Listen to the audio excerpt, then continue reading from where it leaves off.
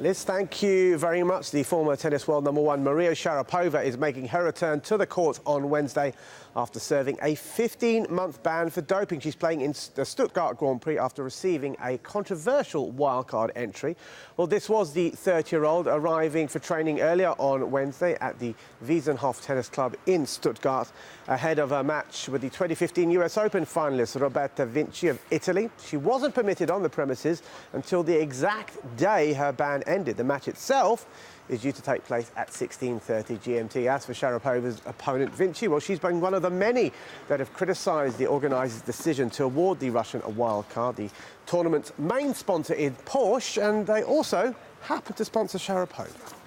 Well, before her ban, the Russian was the highest-paid female athlete in the world, thanks to prize money and a whole host of endorsements. Well, to talk more on that, we can speak to Darin White, who's the Executive Director at the Centre for Sports Analytics at Stanford University and joins us now from Birmingham in Alabama.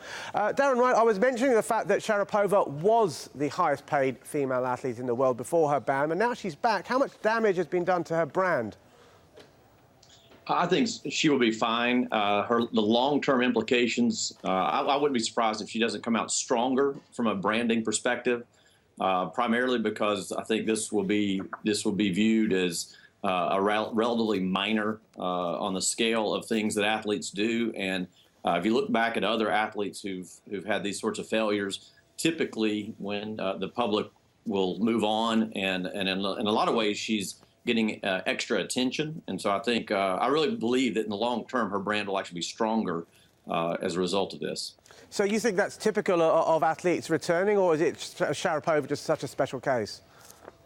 Now, it's typical of star athletes. When you see star athletes that have what we call a moral failure, some sort of event happens in their life, if they handle that correctly, if they're contrite, if they apologize, if they give a viable explanation, the public tends to be very forgiving, and you know, so and again, you can see numerous examples of that. Tiger Woods would be a good example of that, but and again, in the long term, you see these athletes do just fine when it comes to their brand. I mean, how badly does women's tennis need big names like Sharapova to be back playing, especially with the likes of Serena Williams out of action?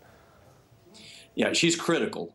Any sport needs a couple of star athletes that will draw the attention of the population, of the fans, and get people to tune in to watch the sporting events. And you know, again, if we talk about Messi or Ronaldo in soccer, if you're talking about LeBron James with the NBA, any sport needs that. And in fact, one of the big things that sports leagues do, from a sports marketing perspective, is that they try to develop those stars, those magnets, if you will, to draw the fans' attention.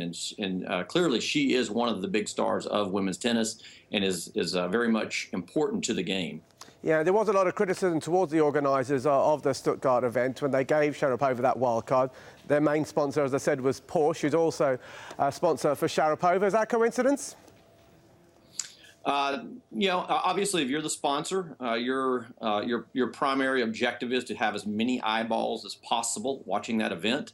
That's how you're able to grow your brand and achieve your objectives from a sponsor standpoint. And so I'm sure Porsche was very happy, you know, that she got a wild card and has an opportunity maybe to advance further in the tournament and be part of the tournament in a greater way, because that's going to help, you know, Porsche in the long run. Fascinated to hear your thoughts on that, Darin White, but we'll have to leave it there for now. Thank you.